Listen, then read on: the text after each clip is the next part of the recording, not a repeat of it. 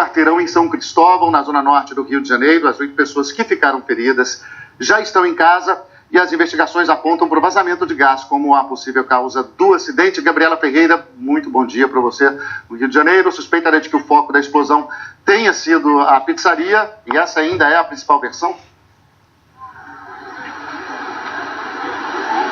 Oi, Luciano, bom dia. É a principal versão, nenhuma hipótese ainda foi descartada, mas mais cedo o secretário de coordenação de governo da Prefeitura do Rio, Pedro Paulo, disse que a principal hipótese seria de um vazamento de gás numa pizzaria que funcionava por aqui. Mas eu digo que essa hipótese ainda não está, nenhuma hipótese está descartada, porque além dessa pizzaria existia um restaurante que também usava botijões de gás. E aí os peritos da Polícia Civil ainda estão investigando o ponto exato dessa explosão. A polícia investiga também uma denúncia de estocagem irregular de botijões de gás em um desses estabelecimentos. Inclusive, os bombeiros confirmaram que encontraram cilindros de gás aqui no local da explosão. Até agora, 13 pessoas prestaram depoimento, mais de 600 toneladas de escombros já foram retirados. O trabalho das retroescavadeiras, você está vendo aí nas imagens, e aí o trabalho hoje é de retirada dos escombros.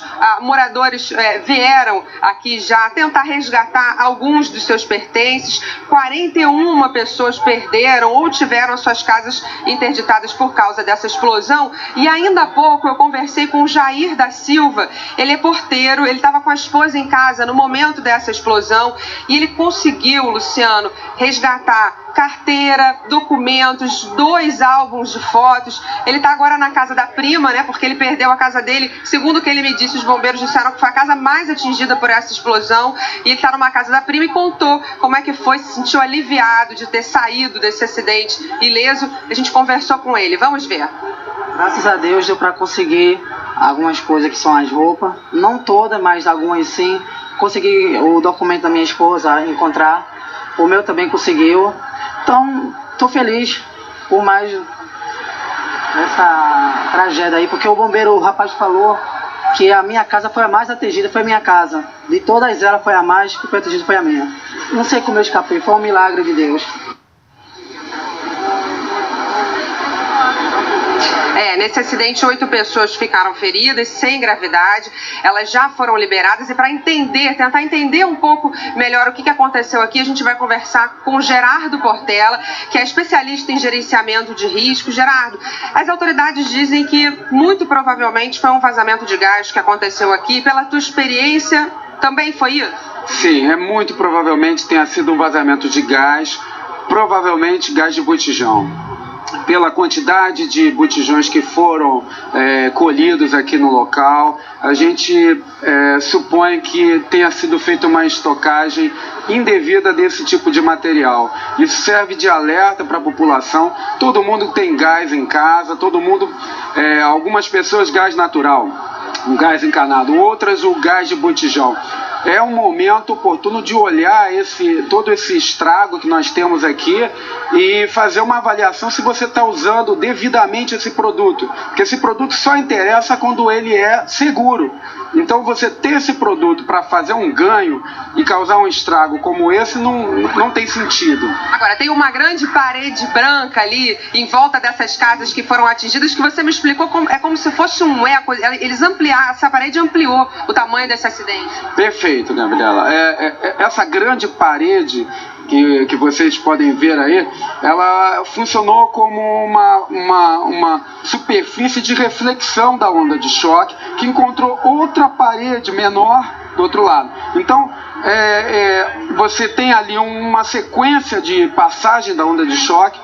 Então são várias passagens, cada passagem dessa produz um grau de destruição e vai se elevando e chegamos a esse estado que nós temos aí, que é praticamente, eu acredito em Deus, então para mim é um milagre não ter uma vítima fatal aqui. Agora, voltando no assunto do botijão de gás, quer dizer, o importante a gente falar que é como se armazena, né? Quer dizer, é o vazamento de gás, né? E não o problema do botijão em si. Não, o botijão comprado dentro da especificação do Inmetro, tudo corretamente, não tem por que temer, é um produto consagrado. O problema é a falta de manutenção. é o pequeno vazamento, que é aquele vazamento que a gente não dá valor, que é apenas aquele cheirinho e tal. Aí um belo dia, você fecha a sua casa, sai, volta 3 dias, encontra uma atmosfera explosiva, acende um interruptor e pronto, você tem isso aí. Então, esse é o tipo de problema. Falta de manutenção. Outra coisa, estocagem. Não faça estocagem de hidrocarboneto se você não tem capacitação técnica para isso. Esse produto, ele é maravilhoso.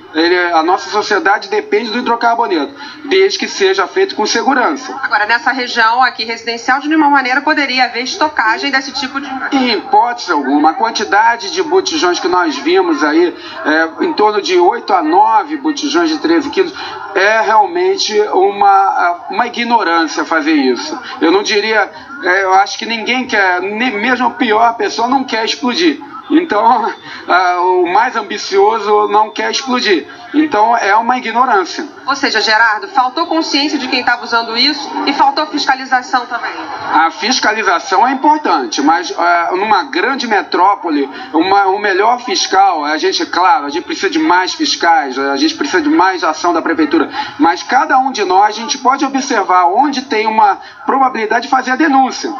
Isso é muito importante, denunciar. Porque a gente tem uma cultura de não vamos criar problema, então tem que haver canais e também informação técnica. Por que não a gente veicular mais informação por parte das autoridades dos riscos, mostrar essa cena e mostrar o correto, como estocar. Quem precisa estocar, pode estocar com boa ventilação e bom equipamento. Então, esse é o meu conselho como especialista na área. Mais informação técnica. Ok, obrigada. Gerardo Portela, especialista em gerenciamento de risco. Portanto, hoje o trabalho é de retirada dos escombros, Luciano, que tem que parar o tempo todo porque chegam moradores para tentar resgatar os seus pertences aqui no meio dos escombros. Luciano. Nada mais justo, né, Gabriela? Como o seu entrevistado disse aí, né, encontrou carteira, aí o álbum de fotografias, né?